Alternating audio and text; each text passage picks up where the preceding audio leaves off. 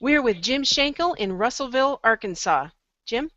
Susan, thanks so much. Really appreciate that. We're doing something really fascinating this week. A couple of weeks ago, about a week and a half ago, we were at Razorback Stadium doing the Champions for Kids Razorfest. And people can go to YouTube and they can search on that hashtag and see what we did there. And that was a celebration of kids. And it was quite an event that we were fortunate to be able to do.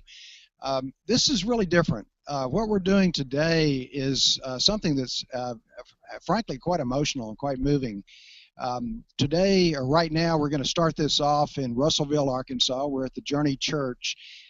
What's happened here in Arkansas is the day after we did Razorfest, on the 27th, a tornado came through central Arkansas, through Vilonia and Mayflower, Arkansas, which is about 50 miles to the east of where I stand right now. And we're going to go over there and we're going to see some of the devastation that's taken place.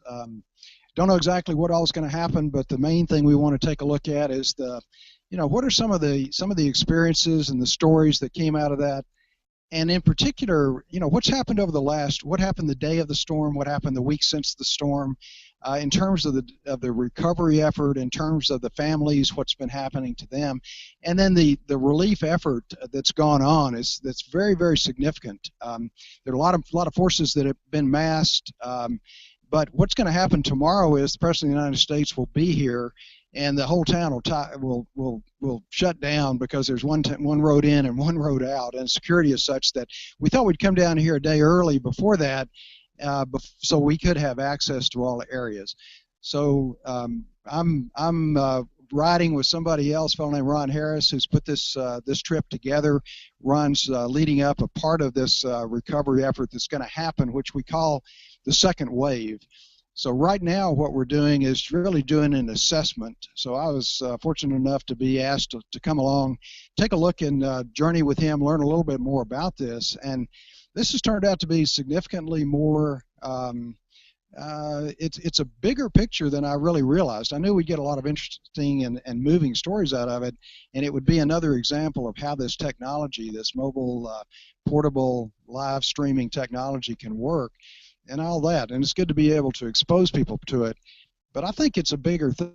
I said in a meeting a little while ago, and we discussed the issues that happen with disasters. And these people that I'm with have had experience with Moore, Oklahoma, major tornado last year before, the Joplin, Missouri, quite a number of these. And at least what I'm learning is that the storm happens and the media moves in and a lot of stories come out of it.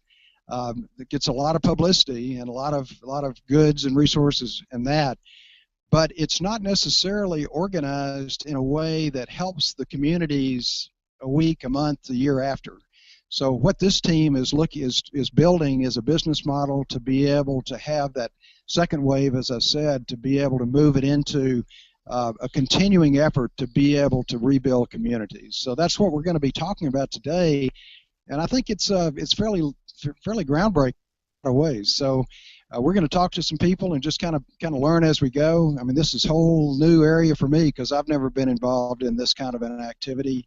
But let's see what happens and kind of play it by ear. I really appreciate Susan and Debbie and Janet I saw on there and quite a number of others from the Hangout Mastery group running the control room because it wouldn't happen without you guys. And let's just kind of be flexible, see what happens today, and we'll go ahead and hang this one up as an intro to the day. And then I've got 2 or 3 folks that I'd like to talk to about their experience with this specific tornado over the last week, what's been going on, and what they've been doing to support families and others that are leading this effort to efficiently and effectively bring resources to people that need it.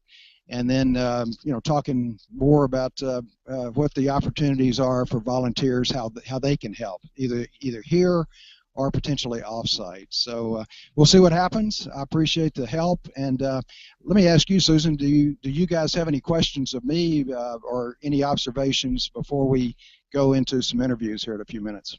Well, I'm anxious to meet some of the people and hear the efforts that are going on. I'd like to know, where are you exactly in Russellville right now? I've been Yeah, there enough times, I just don't recognize that spot. you've been to Russellville, I Arkansas? sure have. I've eaten at the Speedy Pig. You did what? I've eaten at the Speedy Pig. The Speedy Pig. Well, you're one up on me. I grew up in Arkansas, in South Arkansas, and I haven't been there. Um, Actually, we're in Central Arkansas, Russellville. We're just right off the Interstate 40 that runs from Oklahoma and further out than that. But anyway, down through south of Northwest Arkansas, which is where we're located. Down to Little Rock, on down to where it connects into 30, and then 30 goes up to Memphis and down to Dallas. So we're 50 miles west of where the tornadoes hit, and the tornadoes hit about 30 miles north of Little Rock. All right, Jim. We'll look forward to hearing you and meeting the people that you'll be interviewing shortly. Okay, thank you very much. Thank you.